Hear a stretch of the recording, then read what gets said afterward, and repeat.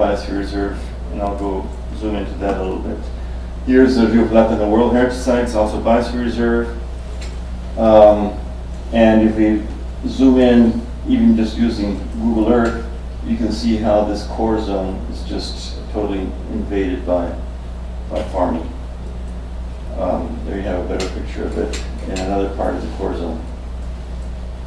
If we go to the Bosawas Biodiversity Reserve, and actually there is a proposal going into UNESCO this year for making a huge transboundary biodiversity reserve uniting both sides, Honduras and Nicaragua.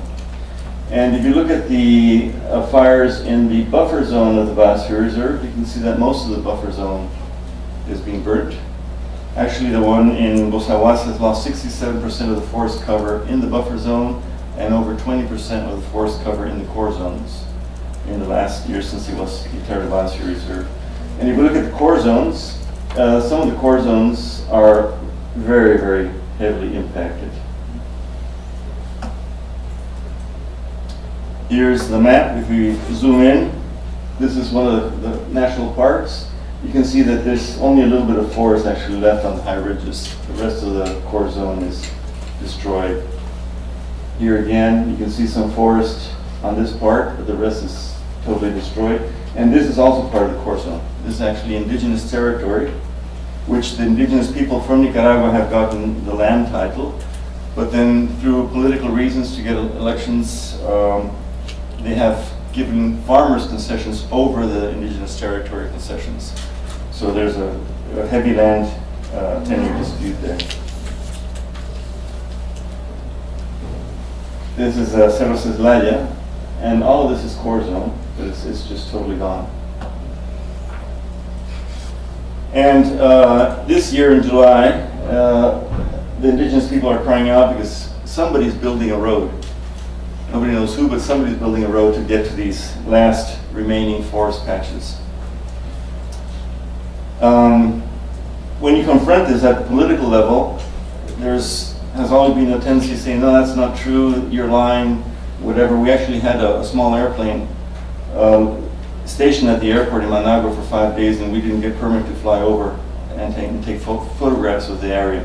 But then I used these Google images, and this is the vice president of Nicaragua.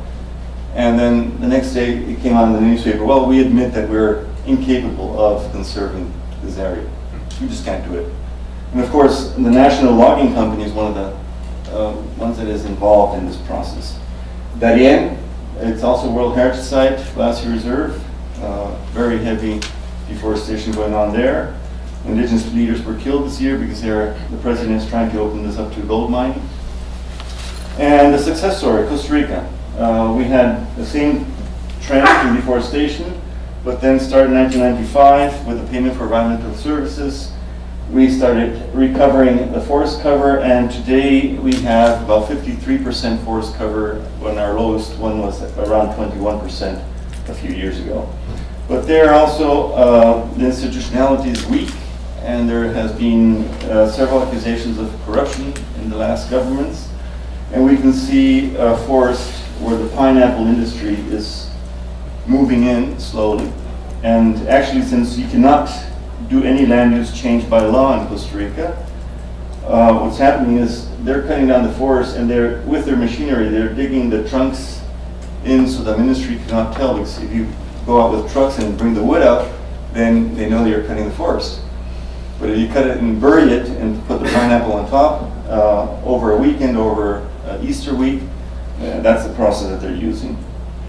And more recently, the last year and a half, we have here our dear president inaugurating this road that was built without any evaluation at all along the border with Nicaragua, which is our largest intact forest in the northern part of the country, based on the invasion of Nicaragua to one of the islands for dredging. The permit was actually given by our Minister of Foreign Affairs to Nicaragua to be able to dredge the San Juan River. And then they used that as saying we're being invaded, so we have to build this emergency road due to national security. So nobody can do anything about it. But the thing is that the gas is there, and all of a sudden the refinery, oil refinery, is being vamped up by the Chinese, who now own 50%, and it's being developed to process gas.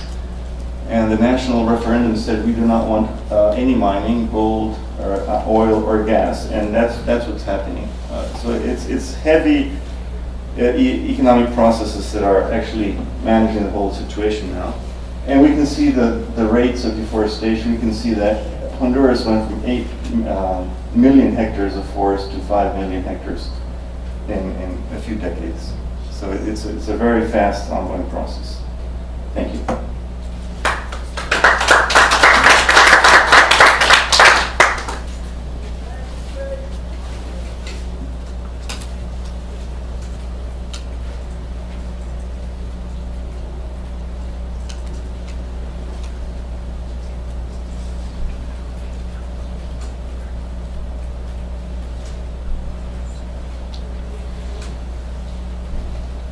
Okay, thank you. So I'm going to take a slightly more narrow look than Brendan's presentation, focusing more on tropical forests and primary forests generally. So following on Edward's talk. And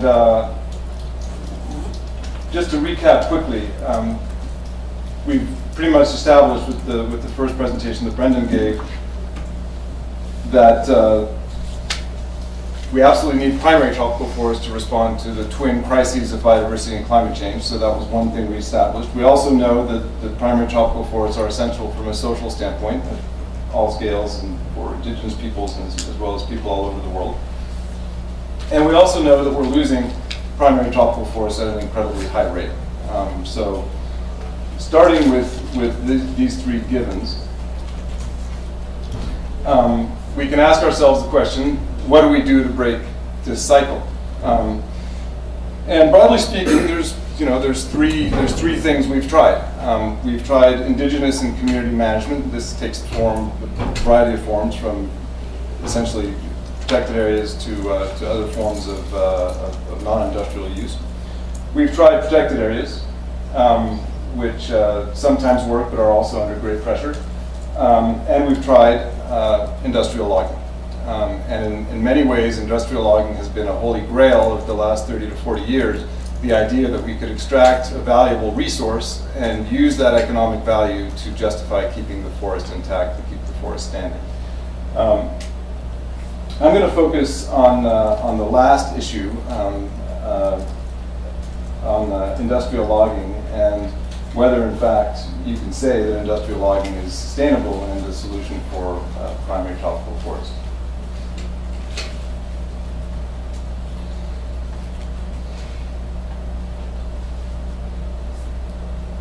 Okay, so the key question for us for tropical forests, for primary tropical forests, is can you generate this sustainable economic value from the forest and at the same time maintain the forest as it is, maintain its composition, its structure, its full biodiversity, its full range of ecosystem services, its resilience, etc. Can we keep all those things the way they are?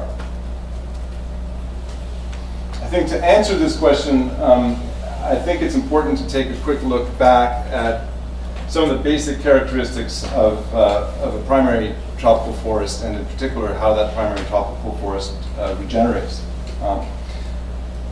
One thing I think that most people in this room are familiar with is the fact that in 1 hectare of primary tropical forest you will find easily 100 different species of trees, only one or a few of which are targeted for commercial use. These hardwood species that are sought after for extraction grow slowly, and they live a long time, hundreds of years, sometimes even 1,000 years or more. In each hectare of tropical forest, for your target species, you're going to have few adults and few seedlings. So the number of trees that you could target is relatively low, and there's few other trees that are growing towards maturity. You've got very complex systems for pollination and seed dispersal. Often one tree depends on one species for seed dispersal or pollination. So it's a complex system that requires a fair amount of intactness to function. those valuable hardwood species that everyone is looking for are shade-tolerant species. In other words, they grow under the canopy. You cannot open the canopy so much in a primary tropical forest, because the result is you get pioneer species shooting up, the forest gets choked with vines very, very quickly. So shade tolerance is a very, very important characteristic. And the way a lot of these trees grow is that you'll get a seedling persisting in the shade for a very long time. A storm will come through, a branch will break, sunlight will come in, and that particular tree will grow quickly for a few years. The canopy will close, and it'll resume a much slower growth rate. But that's the basic pattern. So the non-hardwood, non-commercial species are the ones that grow in sunlight and don't do as well under the closed canopy.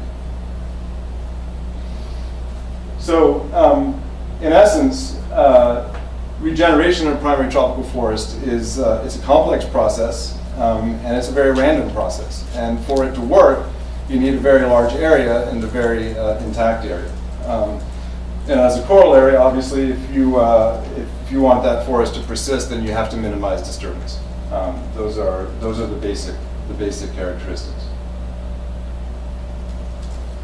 So the question is, can you log sustainably and minimize that disturbance to make the logging operation sustainable?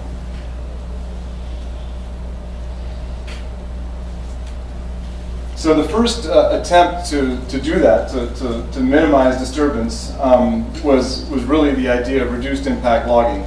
And there the idea is that if you plan your concession and you really figure out what your target trees are that you're going to take out and plan your roads accordingly, if you're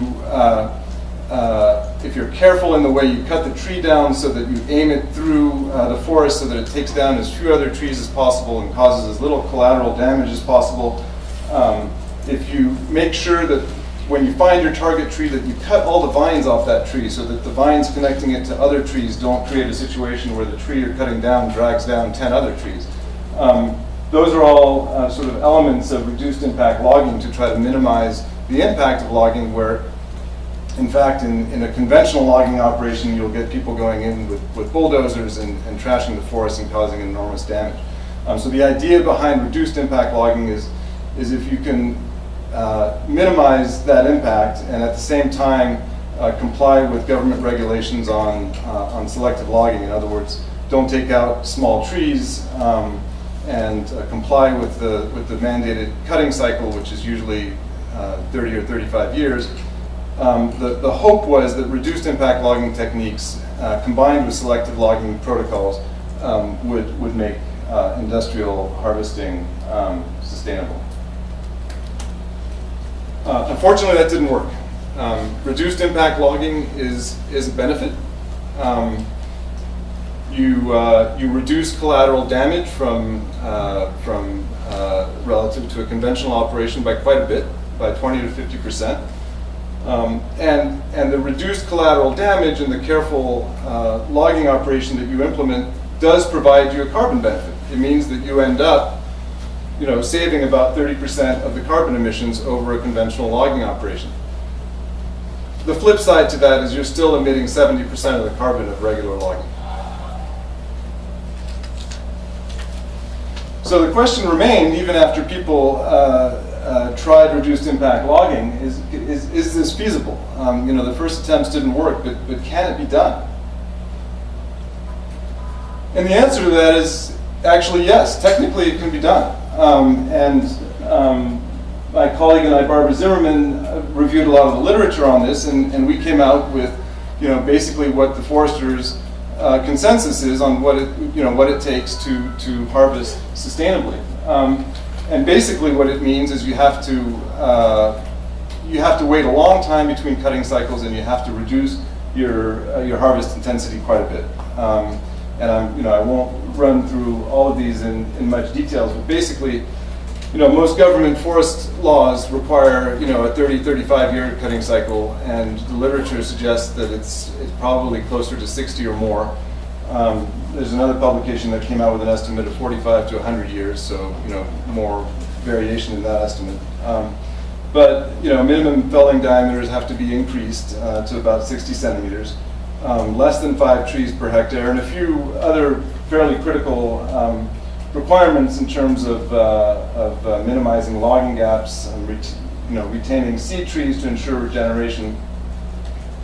Also, silvicultural techniques, replanting and tending those seedlings over time, sometimes as much as a decade, to make sure that you're getting regeneration. So it's a low intensity, long time frame, and expensive process to nurture that primary tropical forest to the point where you can regenerate those hardwood species.